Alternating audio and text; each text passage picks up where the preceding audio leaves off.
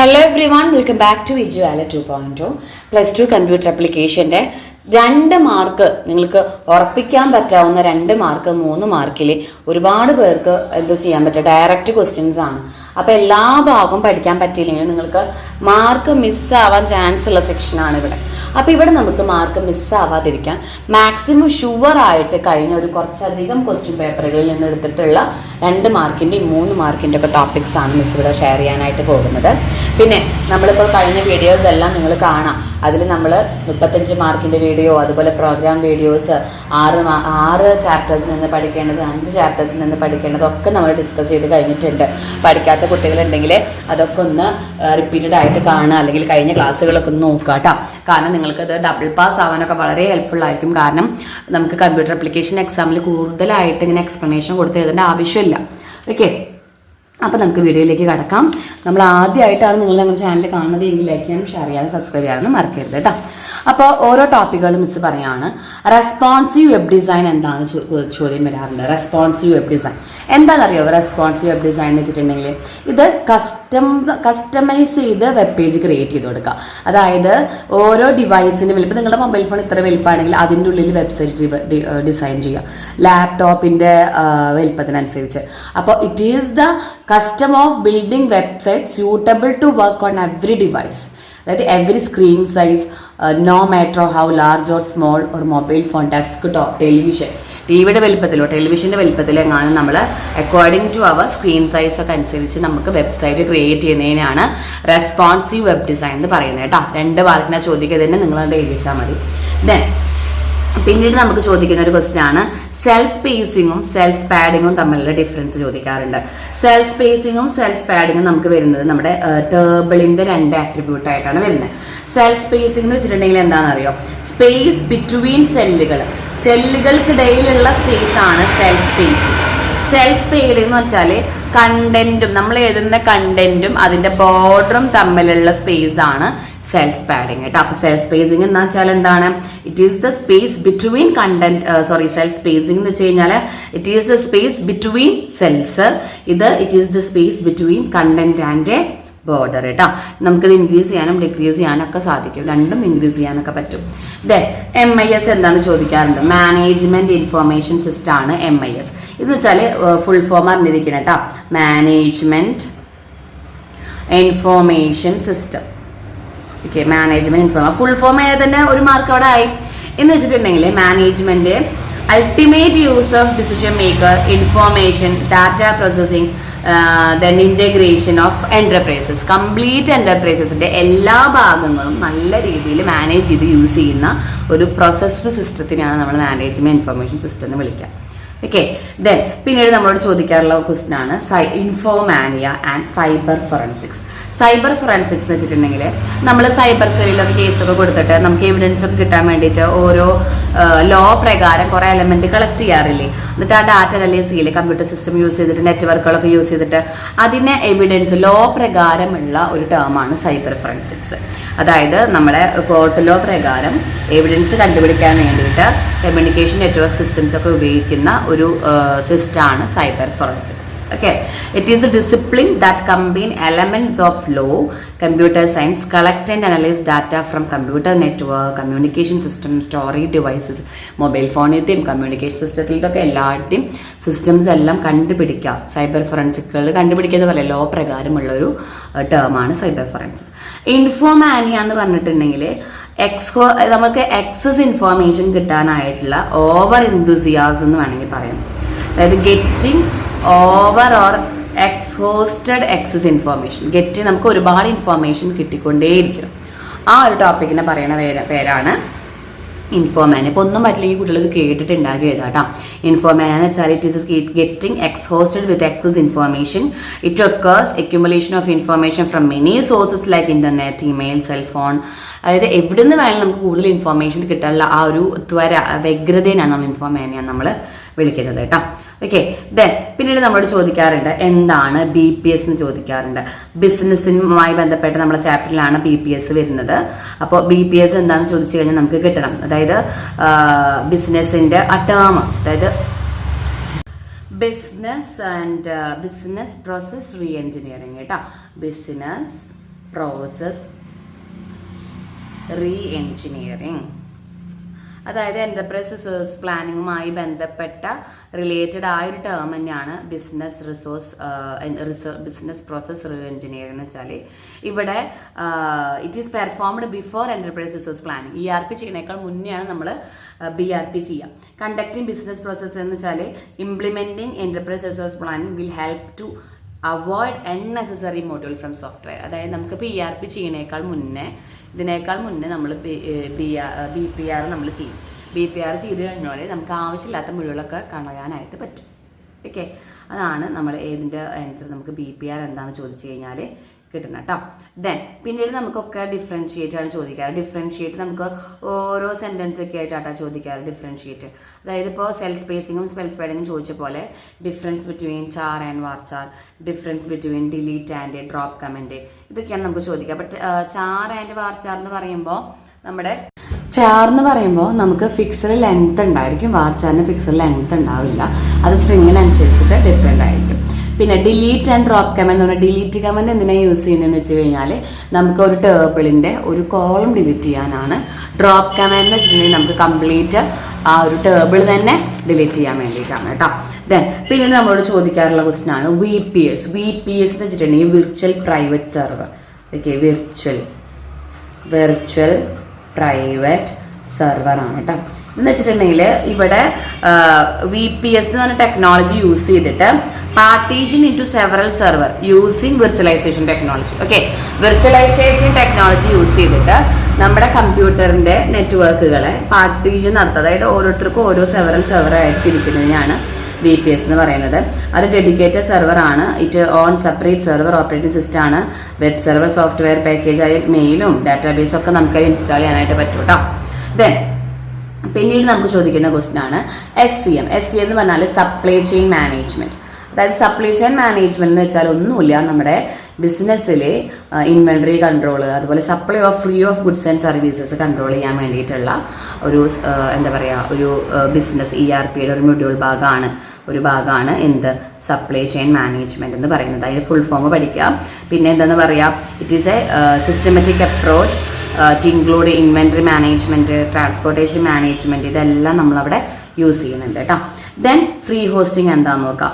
Free hosting എന്ന് വെച്ചിട്ടുണ്ടെങ്കിൽ free of കോസ്റ്റിൽ നമുക്ക് കിട്ടുന്ന ഒരു വെബ് ഹോസ്റ്റിംഗ് സർവീസസ് ആണ് ഫ്രീ ഹോസ്റ്റിംഗ് എന്ന് പറയുന്നത്. അപ്പോൾ ഫ്രീ ഹോസ്റ്റിംഗ് ഏതാണെന്ന് ചോദിച്ചാലും എന്താണെന്ന് ചോദിച്ചാലും രണ്ട് ടൈപ്പ് നമുക്ക് അറിയണം. അപ്പോൾ ഫ്രീ ഹോസ്റ്റിങ്ങിനെ നമുക്ക് ഏറ്റവും ബെറ്റർ ആയിട്ട് അറിയാൻ പറ്റുന്ന ഒരു കാര്യം എന്ന് വെച്ചാൽ ഫ്രീ ഓഫ് ചാർജ് എന്ന് എഴുതാം. ഫ്രീ ഓഫ് ചാർജിലാണ് നമുക്ക് പ്രൊവൈഡ് ചെയ്യുന്നത്. പിന്നെ ഇതിന്റെ എക്സ്പെൻസസുകളൊക്കെ മീറ്റ് ചെയ്യുന്നത് വെബ്സൈറ്റിൽ വരുന്ന ആഡുകൾ പ്രകാരമാണ്.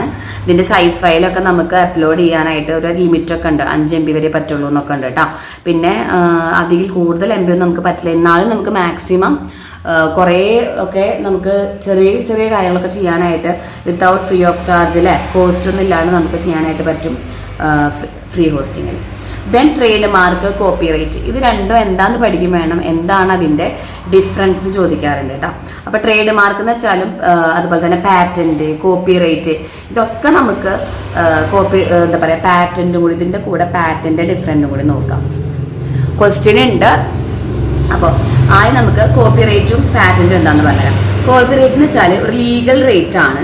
അത് ഒറിജിനൽ വർക്കേഴ്സിനും ആ പീരീഡ് ഓഫ് ടൈമിൽ നമുക്ക് പ്രൊട്ടക്ഷൻ കിട്ടാൻ വേണ്ടി കൊടുക്കുന്നതാണ് കോപ്പിറൈറ്റ്, ലീഗൽ റൈറ്റ് ആണത്. ദെൻ പാറ്റന്റ് എന്ന് വെച്ചിട്ടുണ്ടെങ്കിൽ എക്സ്ക്ലൂസീവ് റൈറ്റ് ആണ്. അത് കണ്ടുപിടുത്തത്തിലാണ് ഉണ്ടാവുക. അതായത് legal right obtained by the endeavour for exclusive control over the production. അതായത് പ്രൊഡക്ഷൻ കൂടുന്നതിന് മുന്നേ നമുക്ക് കിട്ടുന്ന എക്സസീവ് കൺട്രോൾ ആണ്. അത് നമുക്ക് ഇൻവെൻഷൻ വഴിയാണ് നമുക്ക് ഈ പാറ്റന്റ് കിട്ടുക. കോപ്പിറൈറ്റ് എന്ന് വെച്ചാൽ ഒരു legal right given to creator original work ചെയ്യാൻ വേണ്ടി കൊടുക്കുന്നതാണ് കോപ്പിറൈറ്റ് എന്ന് പറയുന്നത്. ഓക്കെ, ദെൻ പിന്നീട് നമ്മളോട് ചോദിച്ചത് ട്രേഡ് മാർക്ക് എന്താണെന്ന് ചോദിക്കാറുണ്ട്. ഇതൊക്കെ 2 മാർക്കിന് പോകാറുള്ളതാണ് കേട്ടോ.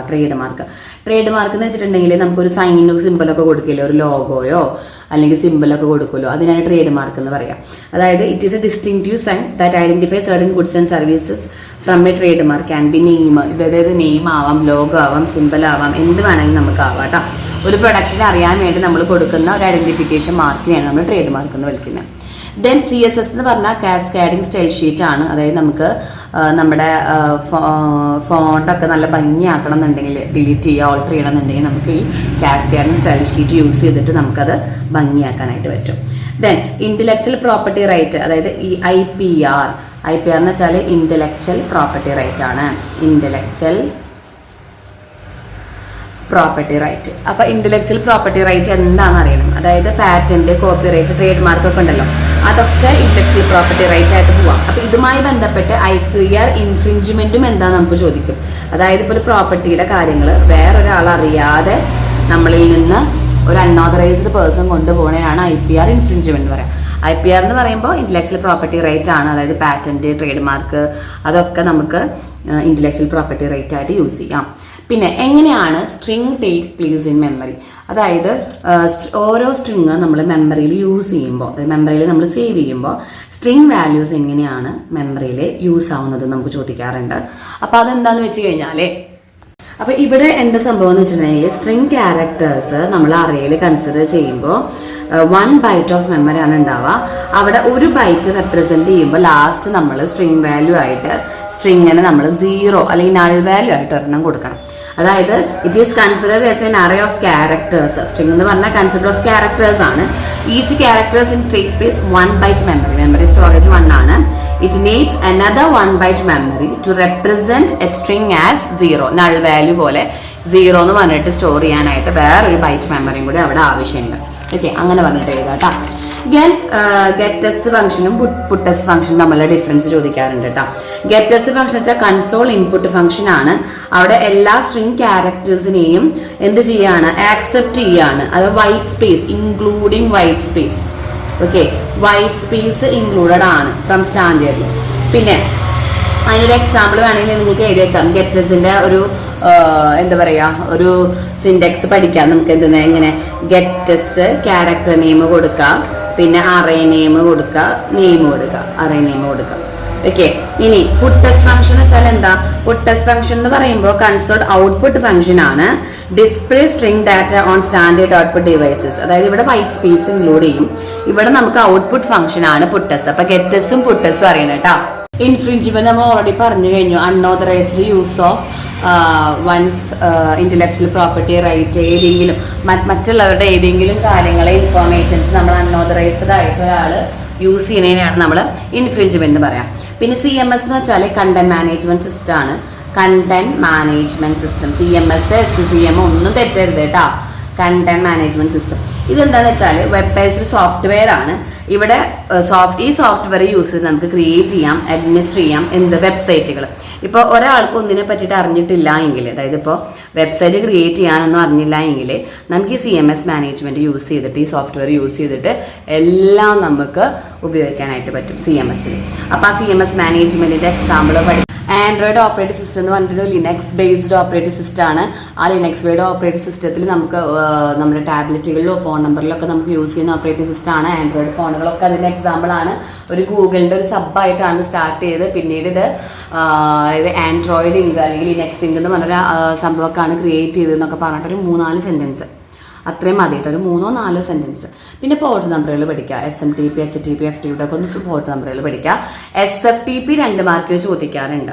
SFTP അതായത് ഫയൽ ട്രാൻസ്ഫർ പ്രോട്ടോകോളുകൾ എന്ന് വെച്ചാൽ എന്താണ് FTP എന്ന് അറിയണം. അപ്പൊ SFTP എഴുതാൻ കിട്ടുള്ളൂ.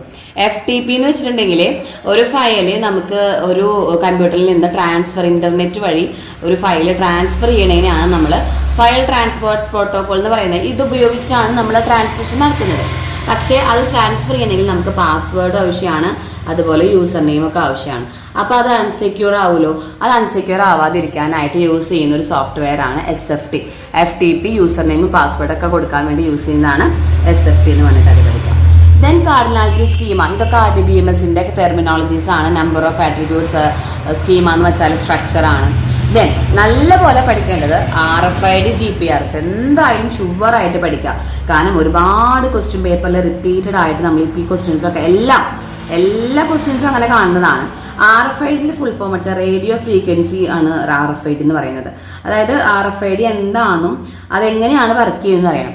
അതായത് RFID എന്ന് വെച്ചാൽ radio frequency identification technology. Okay, radio frequency identification ടെക്നോളജിയാണ്. ലോജിസ്റ്റിക്സിലാണ് നമ്മൾ യൂസ് ചെയ്യുക. Radio frequency identification technology use ചെയ്യുന്നത് ലോജിസ്റ്റിക്കിലാണ്. ഇവിടെ ഇപ്പോൾ ഒരു സാധനം, അതായത് ഗുഡ്സിനെ നമുക്ക് പലതരം ഒബ്ജക്റ്റുകളുണ്ടല്ലോ, അത് ഐഡന്റിഫൈ ചെയ്യാൻ, ട്രാക്ക് ചെയ്യാൻ, സോർട്ട് ചെയ്യാൻ, ഡിറ്റക്ട് ചെയ്യാനൊക്കെയാണ് നമ്മൾ RFID ടെക്നോളജി യൂസ് ചെയ്യുക. ഈ ടെക്നോളജിയിൽ ഒരു ടാഗും ഉണ്ടാവും, അതുപോലെ തന്നെ ഒരു റീഡറും ഉണ്ടാവും. ആ റീഡറിൽ ഒരുപാട് ട്രാൻസ്മിറ്റ് ചെയ്യാനും റെസ്പോണ്ട് ചെയ്യാനും കഴിവുള്ള ഒരു ചിപ്പ് ഉണ്ടാവും അതിൻ്റെ ഉള്ളിൽ. ആ മൈക്രോ ചിപ്പ് വെച്ചിട്ടാണ് ഡാറ്റ സ്റ്റോർ ചെയ്യുന്നതും റിസീവ് ചെയ്യുന്നതും എല്ലാം ആ മൈക്രോ ചിപ്പ് വെച്ചിട്ടാണ്. ഈ RFID ഉള്ള ടാഗും ആ മൈക്രോ ചിപ്പും യൂസ് ചെയ്തിട്ടാണ് ഡാറ്റ സ്റ്റോർ ചെയ്യുന്നതും അതുപോലെ തന്നെ റിട്രീവ് ചെയ്യുന്നതും. ഈ ടാഗിൽ ഈ മൈക്രോ ചിപ്പ് എന്തായാലും നമുക്ക് വളരെയധികം യൂസ്ഫുൾ ആണ്. എന്തിലൊക്കെ ട്രാൻസ്പോർട്ടേഷൻ, ലോജിസ്റ്റിക്കിലും അതുപോലെ തന്നെ പ്രൊഡക്റ്റ് മൂവ് ചെയ്യുന്നത് എവിടെ നിന്ന് എങ്ങോട്ടേക്ക് എത്തി എന്നൊക്കെ അറിയാനും എഫിഷ്യൻസി കൂട്ടാനും റിയൽ ടൈമിനൊക്കെ വളരെ ഹെൽപ്ഫുൾ ആണ് ഈ RFID ടെക്നോളജി എന്ന് പറയുന്നത്. അതേപോലെ തന്നെയാണ് GPR, ഗ്ലോബൽ പൊസിഷനിങ് സിസ്റ്റം ആണ്. അതായത് ഈ GPS ടെക്നോളജിയാണ് ഇവിടെ പറയുന്നത്. സാറ്റലൈറ്റ്, നമുക്ക് ഇപ്പോൾ എർത്തിന് ചുറ്റുമായിട്ട് ഓർബിറ്റുകളിൽ കംപ്ലീറ്റ് സാറ്റലൈറ്റുകൾ ഉണ്ട്. ഈ സാറ്റലൈറ്റുകളാണ് നമുക്ക് ഗ്ലോബൽ പൊസിഷനിങ് സിസ്റ്റം വഴി നമുക്ക് യൂസ് ചെയ്യാനായിട്ട് ഹെൽപ്പ് ചെയ്യുന്നത്. സ്ഥലം ട്രാക്ക് ചെയ്യാനൊക്കെ സഹായിക്കുന്നത് GPS ആണ്. ഓക്കെ, ദെൻ ഈ കോപ്പിറൈറ്റും പാറ്റേൺ നമ്മൾ ഓൾറെഡി പറഞ്ഞു കഴിഞ്ഞു. അപ്പോൾ 2 മാർക്കിനുള്ള എല്ലാതും മിസ് ഒന്ന് പറഞ്ഞു പോയിട്ടുണ്ട്. നിങ്ങൾ ആ സെന്റൻസ് ഒക്കെ വെച്ച് ഉണ്ടാക്കിയത് ടെക്സ്റ്റ് വൈസിൽ വേഗം വായിച്ചു ചെയ്ത് എന്തെങ്കിലും ചെയ്യുക. വളരെ ഹെൽപ്ഫുൾ ആയിട്ടുള്ളതാണ് ഈ 25 ക്വസ്റ്റ്യൻസ്. ഒരിക്കലും സ്കിപ്പ് ചെയ്യാതിരിക്കുക. 2 മാർക്കിന്റെ ക്വസ്റ്റ്യൻസിലാണ് നിങ്ങൾക്ക് ഒരുപാട് പേർക്ക് എന്ത് സംഭവിക്കാറുള്ളത്, വളരെയധികം മാർക്ക് മിസ് ചെയ്യാൻ ചാൻസ് ഉള്ളത്. ചില കുട്ടികളൊക്കെ പ്രോഗ്രാം പഠിച്ചാൽ തന്നെ 2 മാർക്കിൽ മാർക്ക് പോകും. സോ എല്ലാവരും നല്ല രീതിയിൽ പഠിക്കാൻ മാക്സിമം ട്രൈ ചെയ്യുക കേട്ടോ.